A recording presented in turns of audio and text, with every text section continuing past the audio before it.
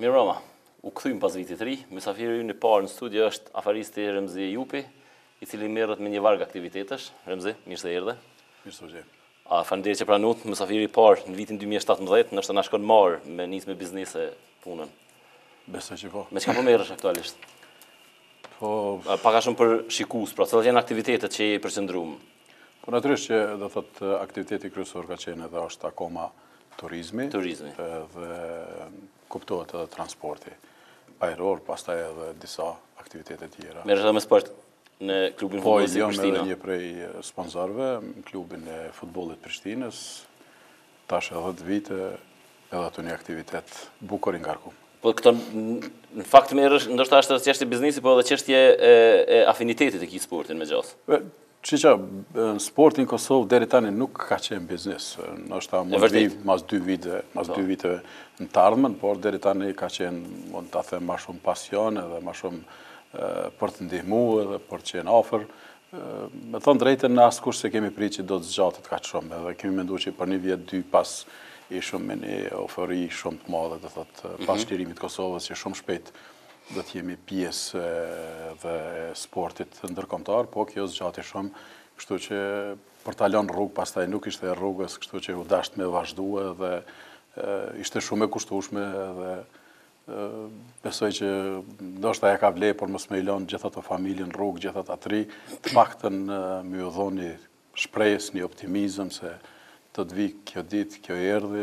Ju jeni aksionar në Prishtinë, klubin futbollistik. Po. A ka interesim? Jo, sikur të kishte qenë ndonjë tender, ndonjë ku ta diun me interes më të madh, nuk do na vinte neve radha hiç. Me qenë aty deri tash jo, po besoj që tash tutje do të pas pranimit, pas ligjit për sportin që ka zgjatë 16 vjet vetëm për të bënë një ligj. Tash ka kaloj ligji ka kaluar me sa diunë, tash pritet vetëm nënshkrimi edhe nga qeveria, kështu që do të jetë më interesante dhe do të jetë sidomos për bizneset, cilët në një mënyrë do të shpërblehen prapa ata të cilët do të mundohen që ta mbështesin sportin ta. Para se më kalu të tema tjera dhe pak për sport, cila gjendja, a jena gati për me luajtë Liga Evropiane? Jo, neve do të thotë mendojmë se jemi gati, por jo, për arsye se ne kemi qalu shumë, janë 25 vite tani u pranum dhe jemi antarë dhe të FIFA-s edhe do UEFA-s, kur të shohim se çfarë kriteri janë, çfarë kërkojnë ata, ne do të t'i falenderohemi spari atyne të gjithëve që janë marrë me sport, edhe para lufte, edhe gjatë lufte, edhe mas lufte, për arsye se janë kontribus më të mëdhenj, edhe ata që cilët kanë kontribu, por edhe ata që janë marrë me sportin, për arsye se kanë sakrifikuar shumë, do thotë 25 vite me trenere, me refere, me lejtar, shumica aty ne kanë hupe edhe shancin, shumë gjenerata janë djeg. Tani janë më me fat ata të cilët janë në moshën 20 vjeçare, kështu që besoj që koha është e tyne.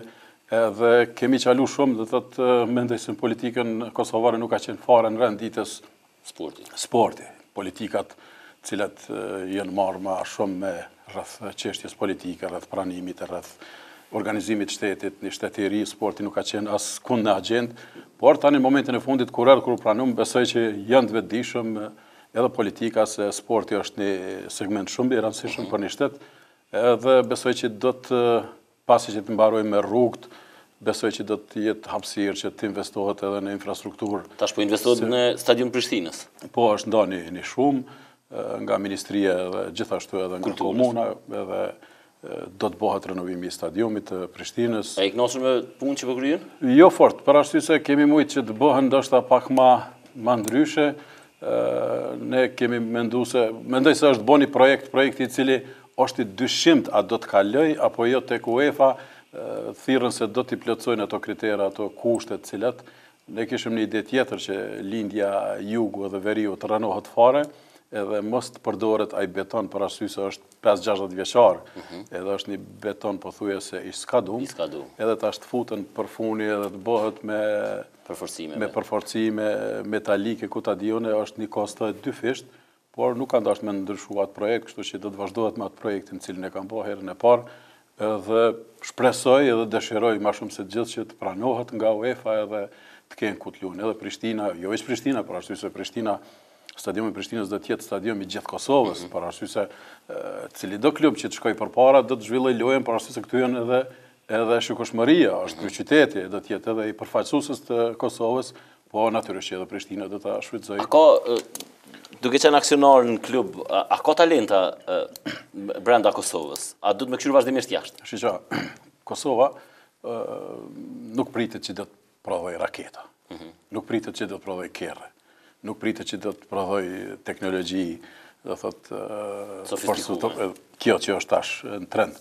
Por talenta kem për arsye se kem një moshë mesatare, do thotë tre, edhe këtu ka nevojë vetëm infrastrukturën, ka nevojë për të kriju kushte edhe talenta dalin. Do thotë, kam dëgjuar shpesh, sidomos tregun gjerman, ku ai pëlqejnë lojtarë shqiptar, duke pas parasysh karakterin që e kanë luftarak dhe kanë një natë dhe dojnë të arrin atje, por e them me keqardhje që nga një herë më dhimbën kur i shoh se ku luajnë, në çfarë lloçi kalojnë, çfarë stërvitje bojnë, por megjithato kanë sakrifikuar deri këtu me ardh. Besoj që në të ardhmen nëse jepëm rëndësi infrastrukturës, Kosova mund nxjerr talenta shumë mirë. Jo vetëm për Kosovën, po edhe për shumë vende tjera. Ti kur ke shkuar në Gjermani, po supozojnë vitet 90-ta, ligat e Gjermanisë nuk kanë qenë popullume me shqiptar. Tash një numër i madh i shqiptarëve po luajnë në Po shiqa, tash diaspora është rrit.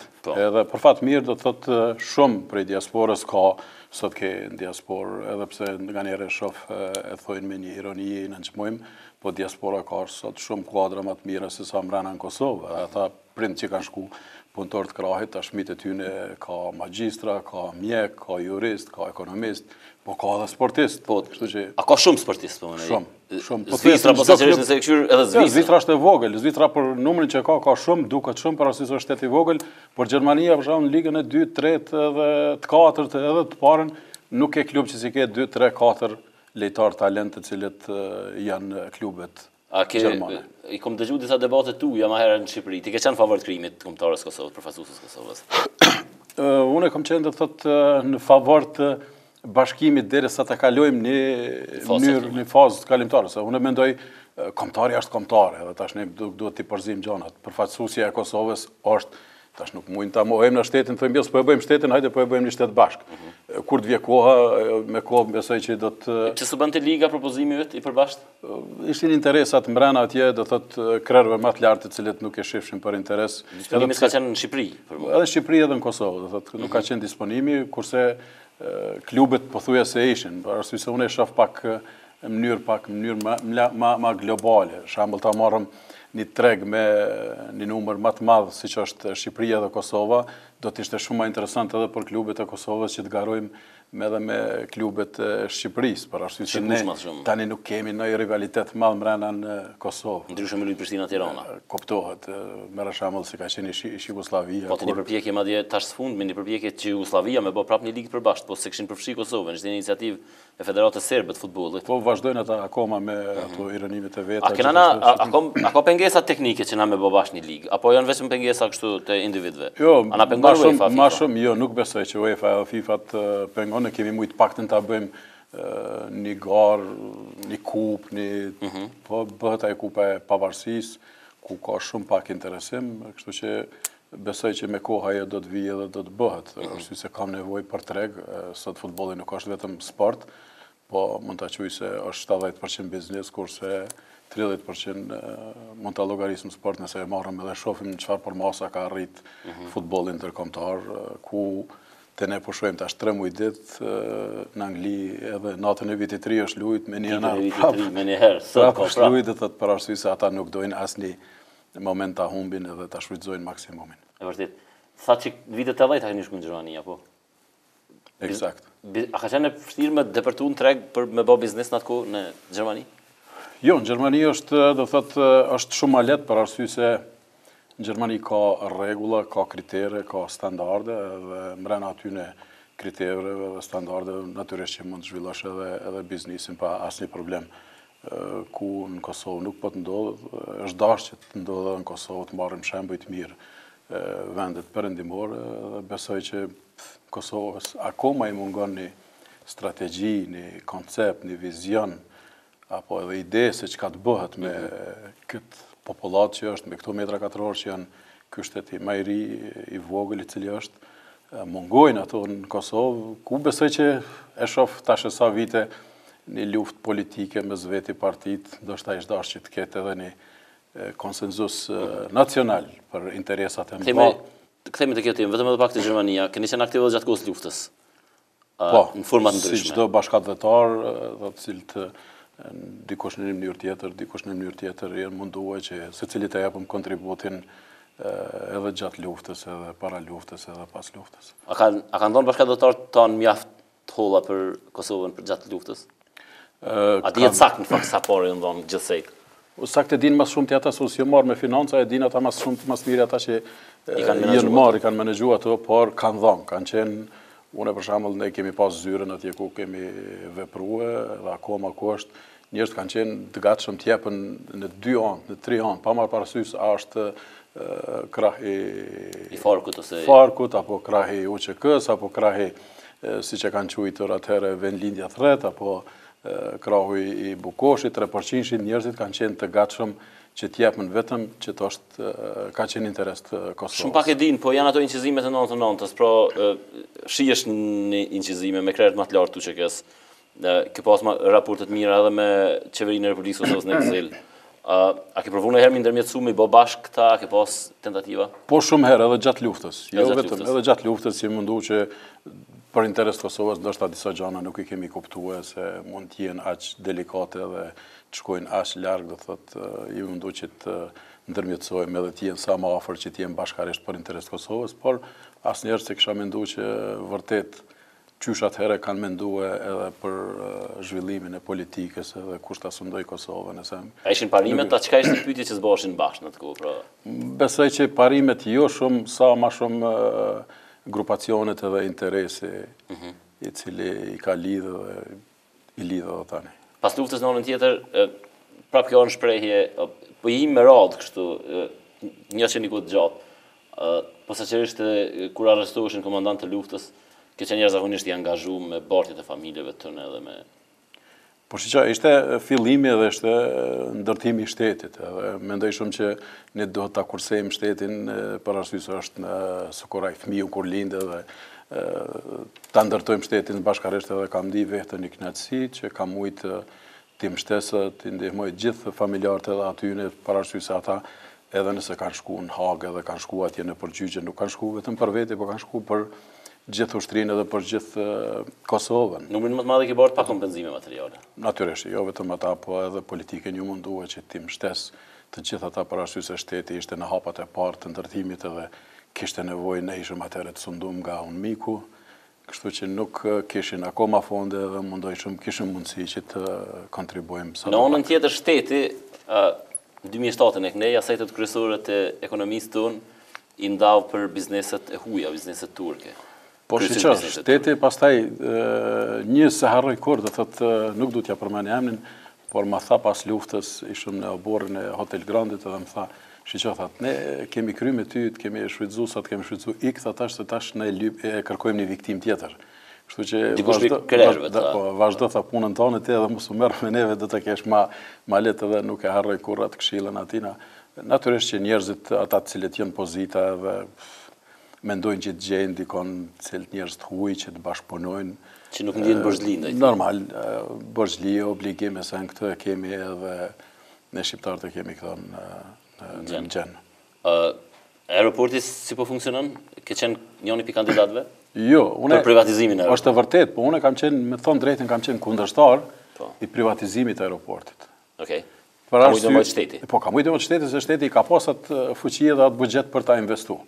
I 150 milion me të kushtu një aeroport me gjitha ato metra katror, cilat nuk kanë qenë të nevojshme, unë kam qenë idhëtari asajnë që të gjendet një menegjment nga jashtë edhe t'ja jep menegjimin dikuj edhe t'ja jep përqindjen të marrë, për arsye se mos me u lidh me menegjimet e Kosovës, se jenë lidh me partijake, jenë lidh me familjare, ku ta diune, edhe të menegjohet ma mirë, për arsye se Kosova do ta kishte, qeveria Kosovës do ta kishte një aset ku çdo vjet do të vilte të hyrat.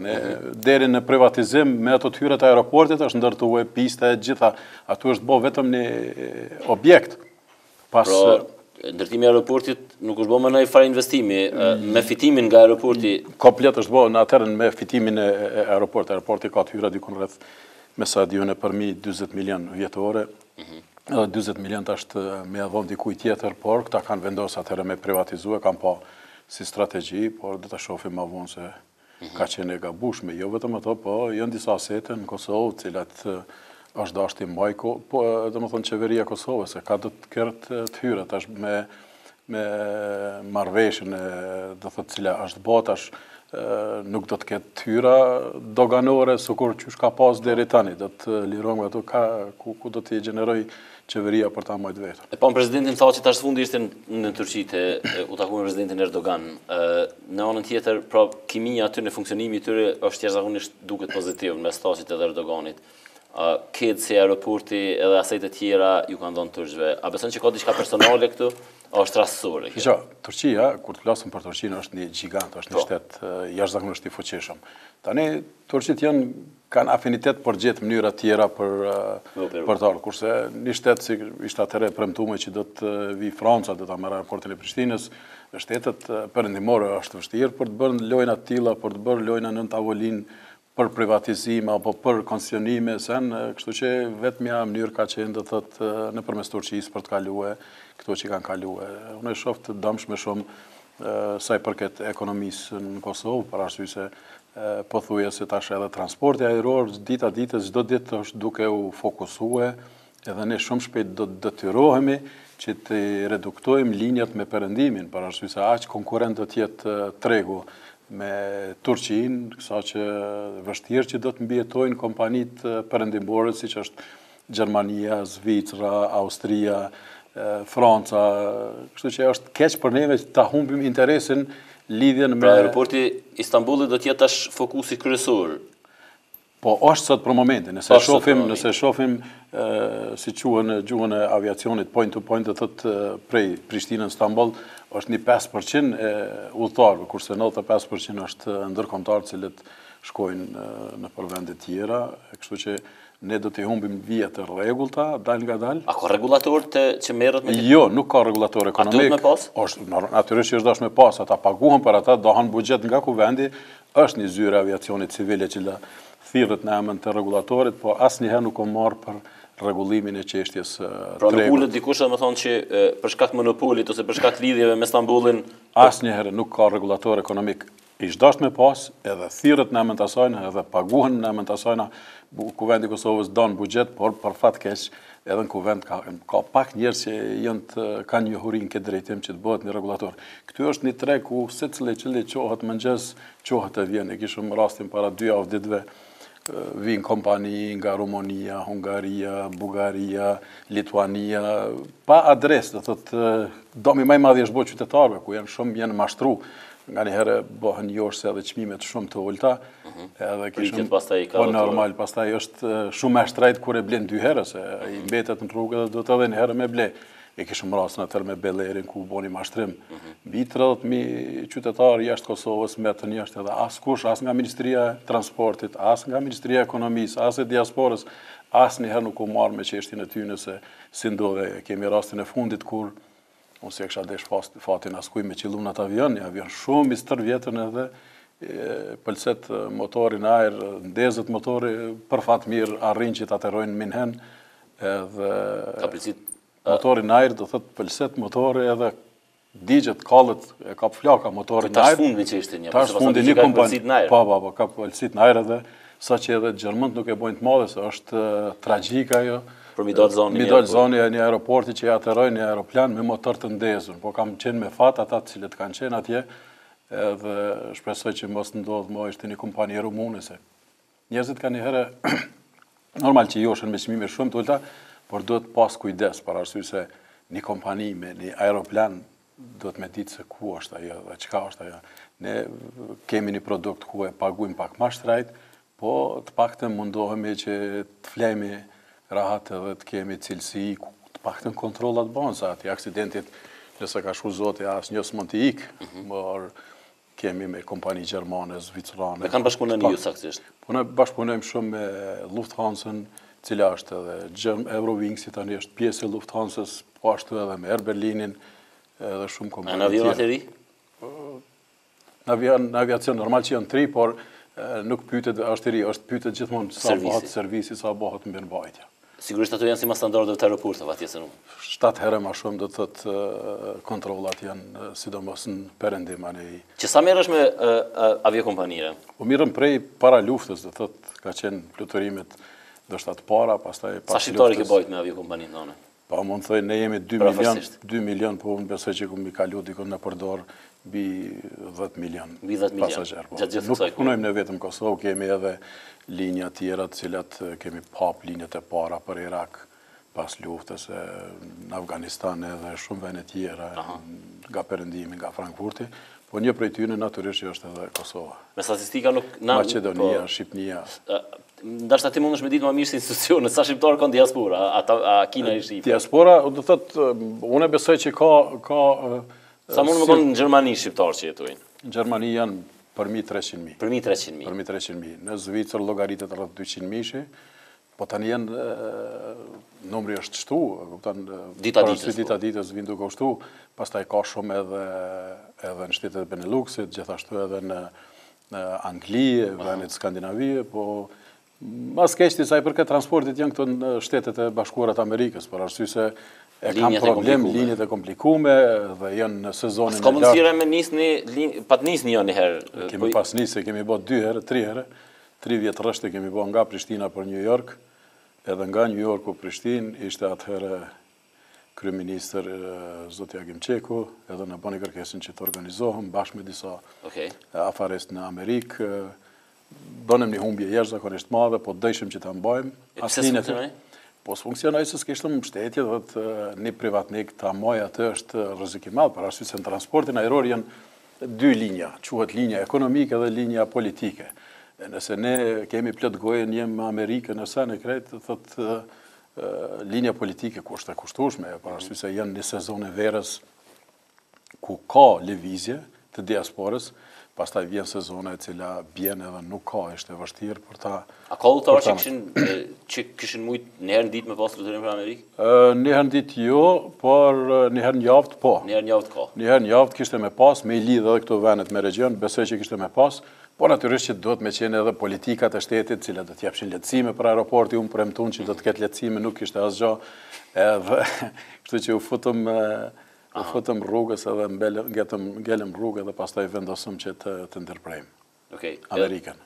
Të diaspora edhe pak, a ka ramje të qarkullimit mes diasporës edhe neve? O ka një frikë pas luftës thoshin që fillimisht do të ketë një vlugë, ma nej do të binë, por nuk po duket shumë një tendencë. Vetëmja dritare për momentin për talë në Kosovë është aeroporti Prishtinës. Është edhe rruga, alternativa rruga në përmes Serbisë edhe këto tjera që janë, por për momentin është aeroporti. Prandaj është edhe një fluks i madh, i cili numër i madh i udhëtarëve, por unë e shoh ndryshe. Pas liberalizimit vizave që besoj dhe shpresoj që do të vijë shpejt, dhe do të jetë një fluks i madh, mund ta quaj, cilët njerëzit do të shkojnë të vizitojnë familjarët, do të mundohen të gjejnë punë sa në kret, por ajo do të ketë edhe një rezultat tjetër ku numri i udhëtarëve në aeroport unë besoj që do të bie. Për arsye se gjitha e diasporë, sidomos ata pensionistët që janë, do të udhëtojnë me makina, do të pranohen pasaportat, do të lëvizin njerëzit me autobus, dhe ekonomia krejt këto e diktone, se një ekonomi nuk është... Pa, ka ro interesi diasporës për Kosovën? Gjenerat pas gjeneratën, natyrisht që do të bije. Unë për shembull edhe kam problem, për çdo vit do të disa javë përpara mi përgatit fëmijët dhe me thonë se do të shkojmë prapë në Kosovë, për arsye se ata vinë këtu edhe problemin e kanë që ku do të dalim, ku do të shkojmë. Nuk ka aktivitete, nuk ka ku t'i qesh, nuk i është vend i vogël edhe atje janë çdo gjë e organizuar, kështu që shumica e gjeneratave të reja janë duke humbë interesin përveç atyre të vjetërve, janë një gjenerat që vazhdojnë me i pru fëmijë këtu, kanë dëshirë që t'i lidhen. Financiarisht ta kontribuojnë? Po, kontribuojnë, po edhe ata kanë tash obligime, se derisa unë kam qenë vetëm atje dhe thotë, malet e kom pas me kontribu për familjen, por tash janë fëmijë, janë kriju obligime tjera, është zgjeru familja, kështu që ata duhet mi kuptue që gradualisht do të bjen ai kontribut cili ka qenë në Kosovë. Unë mendoj se edhe ndoshta ka qenë i gabushëm, edhe pse diaspora akoma është atraktive dhe ndihmon vendin edhe ka ndihmu, po ka qenë investim i gabushëm. Për arsye se në Kosovë, siç e thash më herët, nuk ka ndonjë strategji sikur do të kishim ndonjë fond për diasporën, për të investuar në këtë vend dhe për të ato mjete kanë shku ma shumë konsum, do thotë janë ardhur për të harxhu, për të mbijetu, deri këtu dhe nuk është bë asgjë, kështu që Qysh kish mujt mu rregullu kjo sipas teje? po sikur të kishëm pas kriju shtetit, kishte kriju një fond për zhvillim ekonomik këtu, edhe gjithë me qenë aksioner në atë fond, ata cilët janë jashtë, pa marrë parasysh në çfarë dëshume, shteti i Jugosllavisë atëherë ka pas edhe bankat, ka qenë bankosi, kanë qenë shumë bankat cilat kanë qenë atje edhe pothuajse të gjitha kontributet tyne kanë qenë për banka, ato mjete janë shfrytzuar edhe për Kosovën, edhe gjithë ajo është hupse ne me thonë thojzë në 2 herë i rajtëm diasporën. Ishte një akcion atëherë me njëherë në kohën e qeverisë Bajrami atëherë, në themelim, ishëm edhe në Frankfurt, edhe në Zvicër, edhe në Amerikë, për të ftu diasporën, për investimin në Kosovë. Tash është prapë edhe një herë, çdo herë, e kemi plot gojen, hajde investoni. Po, merret i shembull, do thotë se që është bën me privatizimin, me investimet, edhe kur të vinë këtu i gjojnë gjitha dyert e mbylluna, për arsye se janë nda bizniset ato që janë disa i kontrollojnë pothuajse shumicën tani janë edhe vetë politikantë, ne kemi kriju një klan të ri të biznismenëve, sidomos të politikës, edhe ata vinë me kapital të freskët, edhe kështu që bizniset cilët kanë qenë më herët e kanë me pas shumë më vështirë të mbijetojnë kundrej atyne se dihet se si kanë fituar, dihet se si kanë ardhur deri te ato shuma, edhe kanë vështirë që të mbijetojnë kundër një klanit të ri i cili është. Gjenerata parë e diasporës pak a shumë nuk kanë qenë shumë të kualifikuar ata që kanë shkuar në Gjermani në vitet 60-tat, 70-tat, edhe 80-tat ndoshta. Gjenerata 2-3 a është integruar më mirë? A ka kualifikime shkollore? Edhe gjenerata e parë po e thua ato vitet e 50-ta, 60-ta kur kanë shku, po them mas lufte të gjithë ata që kanë ardhur, nuk mund mi quajt ashtu për arsye se ata kanë pas suksesin në një shtet, konkurencë, ku është konkurenca prezent në një shtet prej 80 milionësh, edhe mos me pas sukses këtu, është e habitshme, është e çuditshme kjo, se si janë trajtu diaspora, dhe si trajtohet diaspora. A shkollohen atje? A kanë arritje? Shumë. Punojnë për punë prestigjioze? Shumë, në punë, ti sot kene për ministri, kene për lloj kompani, nuk ke vend ku nuk ke shqiptar. Do thot fëmijët e tyne, por për fat keq ata nuk gjejnë hapësirë që të kthehen këtu. Edhe nuk e kanë dëshirën që të kthehen për momentin kur e shohin nëse në çfarë gjendje është, mund ta them, politika kosovare. Ç'është reputacioni i shqiptarëve në Gjermani? Po, me të thonë drejtën, ta penjollosim na piktuit. Ma shumë. E njollosim se sa unë kisha një porosie, një lutje të media që t'jenë më të kujdesshëm kur është pyetja e reputacionit shtetit që të mbrohet, dhe thotë jo pa u verifikuar dhe pa qenë 100% burimet e sigurta që të bëhet, se bëhet edhe te korrupsioni shumë flitet, po do të me qenë me fol me fakte. Do të me pas guxim edhe me folja. Po besoj për korrupsion edhe ti e din çish funksionon. Po, është qartë, është ndoshta nganjëherë flitet edhe më shumë se sa që është, se është mësuaj edhe tash. Unë friksona që flitet më pak se sa është. Kushdo që niset në Kosovë, do thotë prej atjehit, po të them prej kolegëve që kam, prej bashkëpunëtorëve që kam, ata e hapin ekranin. Edhe lajmi i parë që vjen në Gjermani del ura e Mitrovicës. Edhe ata mendojnë që hala është lufta këtu vazhdon. Diaspora. Unë e kam fjalën për edhe për të huj, jo diaspora e din për pak a shumë, por për të hujt për Kosovën. Shumica prej tyre thonë jo mos shko se është rrezik aty. Se ma janë një sen që vrej vazhdimisht është diaspora është pak më nacionaliste se sa na që jena këtu. Janë pak më kanë qenë gjithë.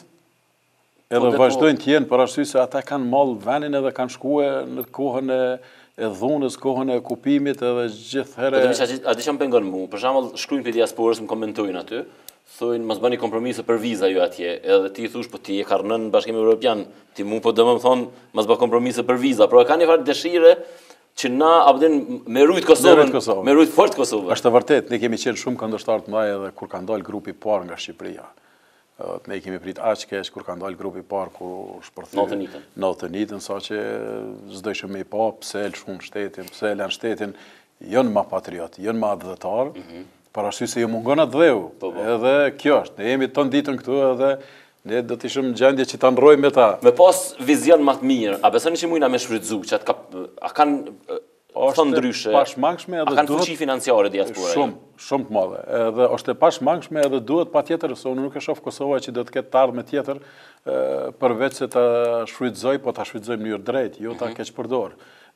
Duhet ta shfrytëzoj diasporën për arsye se ka një kapacitet të madh, kanë kapital të madh, edhe kanë vizion, edhe parasysh se kanë marrë provojat atje, edhe për çdo punë të ofrohen më shumë, të jepet hapësirë më shumë, edhe në politikë, edhe në shoqëri, kështu që unë besoj që duhet ta shfrytëzojmë maksimumin. Diasporës, a ka punu Ministria e Diasporës?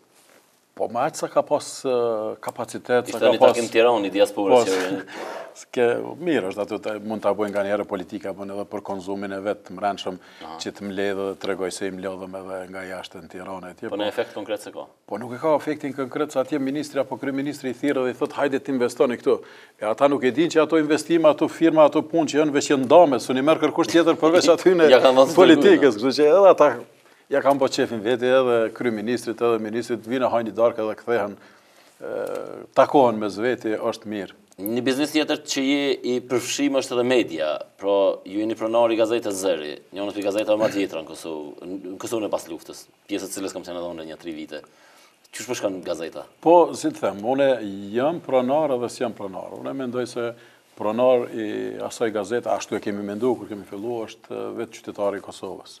Por mos të lënë me rënë dur të këshilla, por mos të lënë me ushua jo gazetë, ne patu menduar bashku me partnerin ekologun e Maqedonisë, Siltian Lazimin, patu menduar që ta ndihmojmë një shëmblerimin atër edhe ta ndihmojmë edhe kitë medium paktën mos të binë dorë që ta kontrollojnë ata të cilët nuk ishtë dashur ta kontrollojnë. Edhe unë e llogaris sa më shumë është gazete e qytetarëve të Kosovës se sa ka pas shkrimet mira gjatë gazetës gjatë vitit 2016 për hir të vërtetë shkrimi orimtuese edhe janë mundu, janë një grup i mirë aty i gazetarëve, kryeredaktore, redaktore, gjithat aty cilët kanë qenë edhe ka hapësirë që ka nevojë. Natyrisht që është e kushtueshme, biznes i shtrejt, edhe ju falenderus. Ju falenderus, po ashtu është. A ka presion këtej politikës? Natyrisht që ka presion, se atëherë do të sankcionohesh, kështu që edhe me marketing, edhe me gjitha nëse nuk rreshtohesh prapa politikës, atëherë do të jesh i sankcionuar. Cila gjendje ekonomike në vend aktualisht? Ç'është është ekonominë tonë? Çka të them, unë gjendjen ekonomike e shoh nga njëherë jam shumë skeptik, e shoh shumë keq, nga njëherë shoh prap kur dal në rrugë them mirë është, derisa i kanë ka 2 iPhone në dorë ku nuk ndodh. Po dhe ç'është funksionon që kjo edhe unë kanë herë nuk ndodh në perëndim. A ka ekonomi jo formale shumë këtu, a ç'është puna? Është ekonomi jo formale, natyrisht që është krijuar ku politika ka kriju disave edhe monopol dhe bizneset tjera janë shumë, e shoh se janë në vështirësi me kredite marramendse, ku nuk e di se ku do të dalin, arsye se ka vështirësi në këtë sa i përket ekonomisë, zhvillimi ekonomik akoma nuk e shoh që është në binarin e duhur, sidomos parasysh është treg i vogël, nuk mund të thirrësh çdo herë ti në tregun e lirë, kur je i kufizum në këtë treg, që je një strategji cilën kam prit shumë a shumë nga ekonomistët e mahershëm që do të bëjnë diçka, do të ndryshime dhe do të marrin masa tek licencimet, tek organizimi, ta marrëm shembull të vetëm pompat benzinit sa kemi në Kosovë, Prishtinë Pejki. Pse si ekonomist, si njëri që merret me biznes, pra ç'është është e mundshme kjo veprimtari kështu, që nuk ka kurfar logjike, pra kena qindra pompat benzinit me 1.7 milion banor. Po. Atëherë do të mungojë edhe kvaliteti, do të mungojë edhe konkurenca do të jetë e pamshirshme. Edhe cilësia, konkurenca e pamshirshme, është investuar gjithë ajo investim që është bënë atë pumpë, ne do ta kishim sot edhe rafinerin për punimin e derivateve, sa është investuar, do thotë investimet gabueshme, të cilat nuk ju kanë dashur Kosovës. A ke menduar ndonjëherë pse ndodhet që ky pushtje drejt? Jo, do thotë është një rezultat edhe pastrimi i parëve, a ndodhet bon? Nuk kisha me qenë në mënyrë gjenerale, pra një njerëz na ndoshta këto vitet e fundit. Po më herët jo, do thotë pa ditëshmëria dhe pa përgatitja jo e mirë, për arsye se sikur të kishim qenë përgatitur dhe ta analizojmë tregun, a ka nevojë tregu për këtë ato edhe më shku gjitha investim, në atë investim në drejtim të gabueshëm është e dëmshme shumë për këtë vend, kemi humb shumë. Mas asaj na vinë motelet, mas moteleve vinë pishinat ku ne kemi as 38 diell.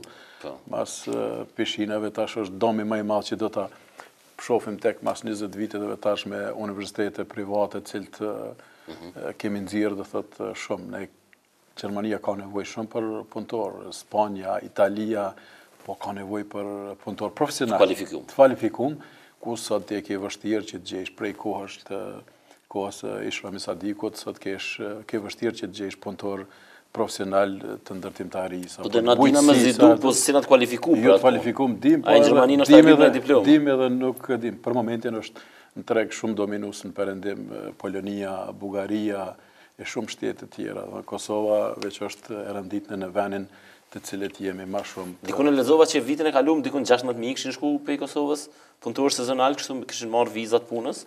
Patent interesum se cilët me ndihmu se ka nevojë ka sidomos sezonin e Papunësia në verës. Gjermani është shumë e ulët, ata kanë nevojë. E ulët edhe kanë nevojë sidomos sezonin e verës, mbujtësie, mblektorie, ndërtimtarie, gjithë ato. Por që edhe në herë po kthena që neve na vijnë shkollat profesionale shumë më shumë, por ne kemi bërë shkolla më shumë. E pam testin e PISA si duhet. E pam testin, po edhe pam ishte për keqardhje. A ke pritur shumë kryeministit Mustafa si ekonomist? Në fakt me cilin parti jere? Me asnjënin edhe me krejt. Edhe me krejt. Po. Fakt, kryeministri Mustafa, unë kam një respekt të veçantë për arsye se kam menduar edhe mendoj akoma se është një kryeministër të paktën që e njeh punën. Po i kam urru kur e kam marrë postin dhe i kam thonë shiqa, do ta kesh vështirë, do të duhen spaku 2 vjet për të filluar me punu. Ashtu është ka qenë, do thotë, instalume në Kosovë, qeveria edhe më hershme edhe tjerat se e ka vështirë me ja fillu me punu. Për arsye se kuptohet që ka njerëz ma shumë janë punësue në mënyrë partijake, ku ta dijon edhe jo njerëz nuk është don shanca njerëzve profesional, cilët ka ekspert Kosova, nuk ka që s'ka mrena në Kosovë.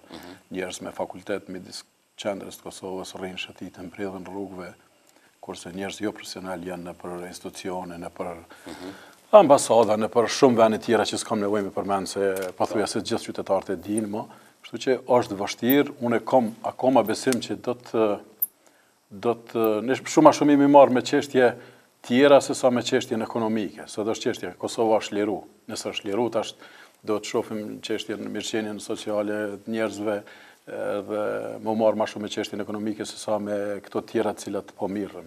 Janë disa gjëra që besoj cila do parti që do të ishte në pozit, do të ishte marrë me ato. Po do na vazhdimisht kemi pasur problem. Para kryeministit Mustafa, vërejtja kryesore e opinionit ka qenë që s'pe kena një ekonomist me udhëheq vendin.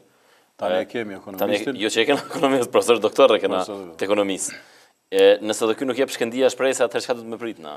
Unë po shoh se ka ndryshime, ka lëvizje. Për shembull tek rritja e buxhetit. Është rrit borxhi publik, kanë marrë borxh prej FMN-s. Është kanë marrë më herët edhe tash janë trashëguesa ato, por unë e shoh në të ardhmen që shumë pak kam dëgju për këto vite sa kanë qenë më herët për korrupsionin. Tash në zonë demarkacion garanti ty vjedh janë po si na ka i shohëm. Edhe çështjen e demarkacionit besoj që do të gjitha partitë ulin edhe të gjeni konsensus që të zgjedhet ajo se nuk mohan peng qytetarët e Kosovës. Çfarë do të thoshte për ekonominë tonë nëse hapen vizat, pra? Do të thoshte shumë se do të ndihmojshin familjen edhe familjarët do të dilshin rinia, të paktën ata 3 muaj që ka të drejtë që të punësohet atje dhe të gjeni punë, do të zbuste kjo se nuk mund të Si na vjen mall, na ndihmon me pak. Me shumë pak, me një infuzion shumë të vogël ne do të ndryshonte edhe.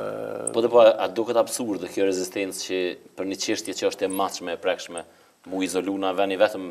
Unë shpesh kur takohem edhe me ambasadorë edhe me këto shteteve perëndimore i them se bëni të kundërtën, bëjmë me viza politikave, po të heqja qytetarëve, deputetëve. Kështu që besoj qytetarët do të vëdësohen tash në zgjedhje tjera, besoj që do të vëdësohen edhe politika kosovare ka nevojë për një filter, ka nevojë për një kontroll edhe ka nevojë për një pastrim të lojtarëve të cilët janë në lojë, pavarësisht të kiti politikan ku tani jetën e vet ai i përkushtohet politikës edhe mas politikës nuk din ku të shkoj, prap vazhdon me politikën. Perëndim ti ai pasi të marron me politikën kthehet në biznes, kurse këtu të na gjatë politikës mundohet që të mirët edhe me biznes ta shfrytëzoj politikën si mundësi për krijimin e bizneseve dhe favoreve të veta, familjeve të veta, miqësisë të vetë. Kosova ka nevojë për njerëz të përgatitur, ka nevojë edhe ka Kosova, nuk është që s'ka. Edhe brenda Kosovës, po edhe jashtë Kosovës, por që duhet një herë edhe për gjithmonë të krijohen vetë krerët e partive që të bëjnë pastrimin e listave tyne, të bëjnë filtrimin e listave tyne, se kush duhet jetë në politikë dhe kush duhet jetë në... Personalisht, ke menduar herë më fut politikë? Jo. Jo, A ke pas oferta? Jo, oferta po jo, diçka nuk më bën përshtypje, do thotë që t'jem atje, për arsye se besoj që ma shumë me dhënë kontribut anën tjetër, se sa që t'jem politik atje nuk është akoma, nuk janë kriju akoma rrethanat edhe kushtet. Në histori që ka kalu një kohë është historia Grandit. A u zgjidh hala kjo historia Grandit? Shqa, Ke qenë jashtëzakonisht i zëshëm. Derisa i shef gjithë politikën kosovare duke u thirrë diasporës ejani dhe investoni në Kosovë, kurse një simbol i veçantë është thotë mu Grandi nëse e merr edhe shef simboli korrupsionit në qendër të Prishtinës tash e 16 vjet. Ka ngel aty ajo si një kufom mbrana qytetit edhe është mund ta quaj thjesht një mashtrim nga politika kosovare, nga qeveria atëhershme, cilët janë investu mjetet, cilat janë nga diaspora, edhe sot edhe kësaj dite ka ngel, kjo është ma shumë politike se sa që ka qenë. Pse? Për arsye se politika ka vendosë se çfarë kahje do të marrë Grandi, se ku do të shkoj, kujna do të mbetet. Ka qenë politik, strategjia ata që i kanë pas pak të holla, që aty në t'ju mirën ato të hollat investohen edhe pastaj të lëvizin matutje. Me ato nuk është dhënë shanse, edhe pse është fitu me gjyq. Çdo gjë po ti nuk mundesh dikuj më thon hajde investon në Kosovë, ke ble Grandin tash jo se ke ble, jo ke ble, jo i ke dhënë, jo se ke dhënë, të paktën më u kthy mjetet njerëzve. Çfarë porosie të jashtë diasporës, për sa mjetë bëhet fjalë? Po bëhet fjalë mbi 8 milion prej 2006-s. Që ka Grandi ka marrë. Që ka Grandi që ka marrë, ka politika akoma ka ngel ashtu, nuk kanë marrë ndonjë vendim se çka do të bëhet me ato mjete. Ne kemi qenë të kufizuar për politikën, po mendon për PDK-n. Politika që në atëherë ka pas edhe tjerë në politikë. PDK se qeverinë ha heq PDK-ja. Po atëherë është vendosur në Selanik, po thuja se kryesia ka qenë komplet në Selanik është vendosur se çfarë do të bëhet me Grandin. Kryesia PDK-s. Kryesia e politikës. Politikës, ta quaj e dinë ata vetë. Selanik për Grandin. Në Selanik është vendosur për Grandin, kanë qenë bashkërisht atje një grup i madh, i zgjerum edhe Ahmet Çale, edhe Besim Beqe, edhe shumë të tjerë, kryesi ku kanë marrë vendim se çka do të bëhet edhe si do të vendoset me Grandin, dhe sot e kësaj dite është Grandi aty ku ka met. Pra kanë marrë vendim që ti edhe Bexhet Paculli mos me marrë Grandin. Mos me marrë Grandin, po mjafton anë i dika tjetër. Me marrë dikush tjetër. Dikush tjetër, po. Sot është rezultati asaj në sot e kësaj dite është Grandi ku është. Është tërshme, thotë është e tërshme kjo. Po se pastaj edhe vrasja, se këtu në Kosovë ke problem me dallu, cilat janë interesant për çush po na ndodh kështu. Pastaj u boni zhurmë madhe këtu. Atë morën pyetja, u kryen hetimet ta, ç'a ndodhja. Shija, unë thotë ndoshta kam gabu. Për Dino Hasanin për lexuesin. Unë ndoshta kam gabu pse dola me denoncu korrupsionin. Se në Kosovë unë i kisha këshilluar ata cilët mirën me afarizëm mos ta denoncojnë se do të pasojnë pastaj. Do të kenë probleme. Hakmarrë do të kenë edhe nga politika, edhe nga gjitha institucionet. Nuk është ashtu si flitet që duhet me denoncue korrupsionin, për arsye se është një lloj hakmarrje kjo, edhe unë me Dino Hasan asnjëherë nuk kam pas. Përkundrazi kam pas shumë mik. E di. Edhe për Grandin as edhe një herë s'kemi biseduar. As edhe një herë. Edhe e kam vizituar shumë herë në Amerikë, më ka vizituar shumë herë në Gjermani, kemi pas raporte shumë mira, po për Grandin Dino nuk kam ujtë me marrë ndonjë vendim. Pse? Për arsye se ka pas tjerë mi veti cilët e kanë kontrolluar dhe tjerë kanë vendosur. Ti po ta thonë në intervistë interaktive, po ta po që janë kërkuar 4 milion euro. Po kanë qenë, kanë qenë 4 milion cilat janë kërkuar.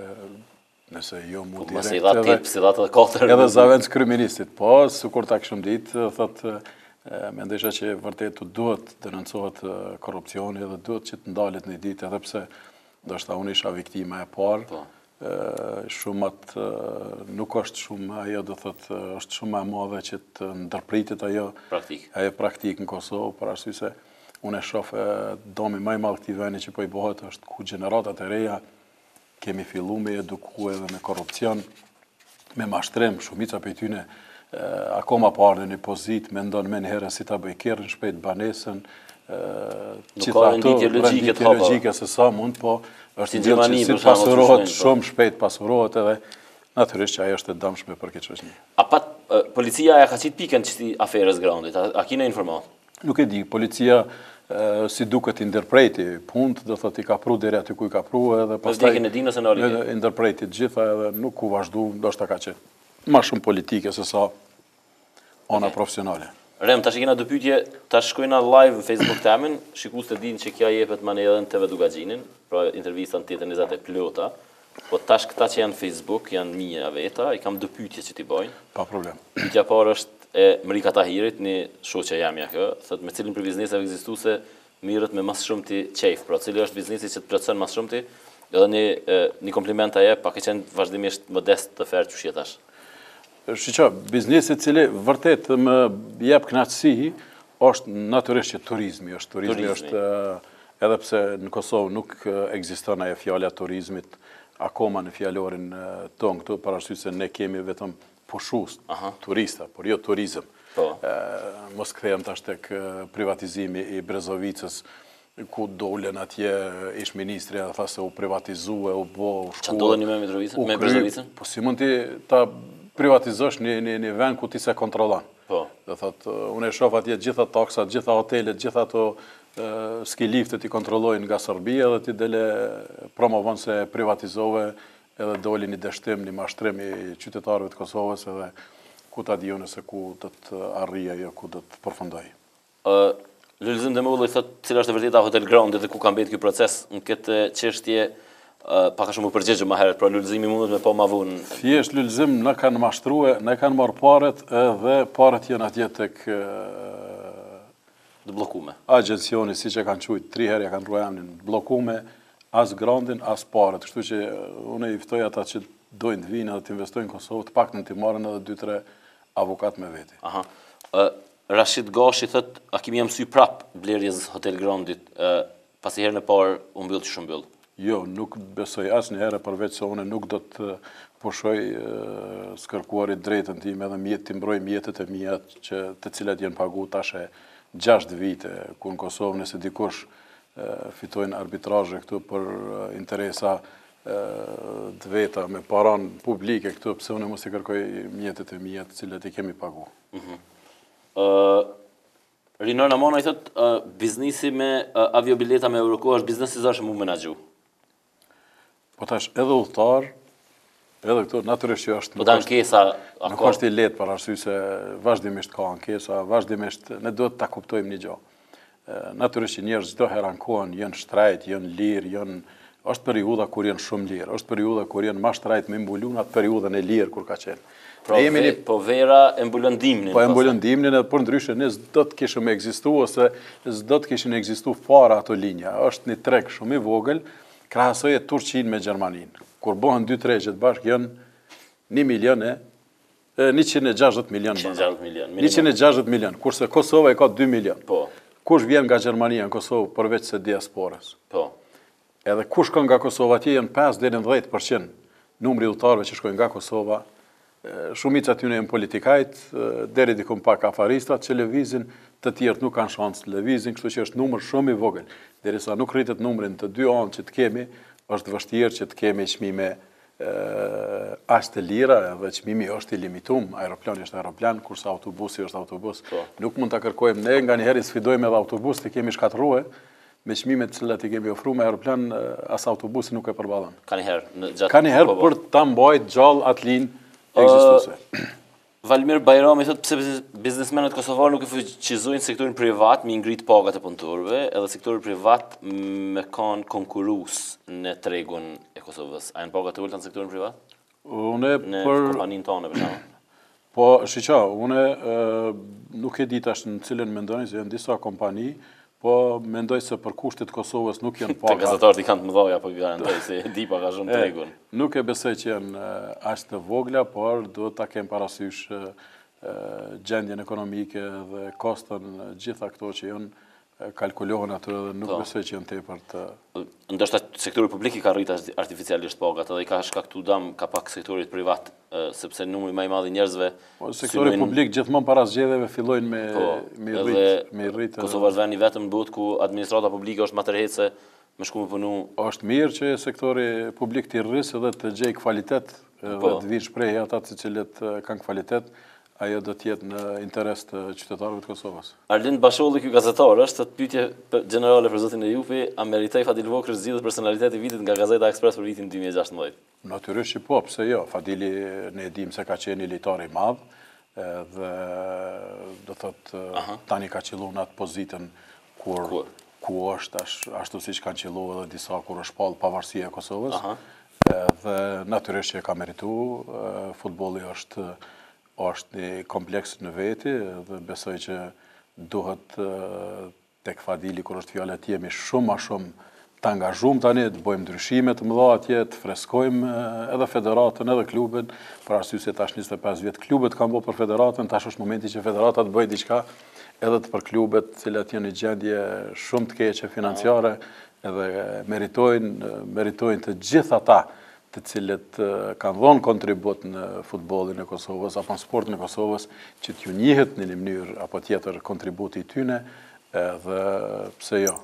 Fatlu Mali që thot, a ka rrezik për kompaninë tonë futja në trege nga prille Vizer që futet në treg? Jo, mas pakti, për arsye se Vizeri neve nuk na konkuron, për arsye se Vizeri i disiplinon edhe qytetarët edhe udhëtarët, për arsye se atje duhet bërë rezervime shumë më herët, është një kontingjent shumë i vogël çmimeve të ulta, por ashtu sa ata llogarisën e kalkulojnë kostin se sa do të jetë natyrisht. Sot te kemi EasyJetin në biletë kthyese 700 deri në 800 euro në momentet e fundit, kështu që njerëzit mendojnë që marketingu e bën atë që çdo biletë është 29 euro, por jo, nuk është e vërtetë. Shumica e udhëtarëve që udhtojnë, sidomos atë Londrës, Gjenevës, kanë filluar një herë kanë udhëtuar atje, kthehen prapë te na, thotë është dashur me pagu bagazhin, është dashur me pagu shkallët, është dashur me pagu toaletën, u fut mbrana e shumë, gjitha kështu që del ajo, nuk ke mundësi kur të ndryshimit datës, ne për shembull e ndryshojmë datën, e ndryshojmë emnin, vjen nipi, shkon daja, vjen kunata, shkon halla, me atë njëjtën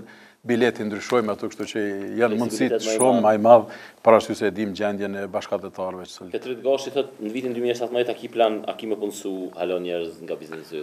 Jo 20.000 vetë siç premtojnë këta, do thotë politika, qeveritë, ose në krejt, po nëse na jepet mundësia që të zhvillojmë, do thotë t'jepet hapësira që të zhvillohet edhe të favorizohet biznesi në Kosovë, ku unë e shoh më shumë ka stagnim edhe më shumë ka kompani që janë mbyllë sesa që janë hap kohën e fundit.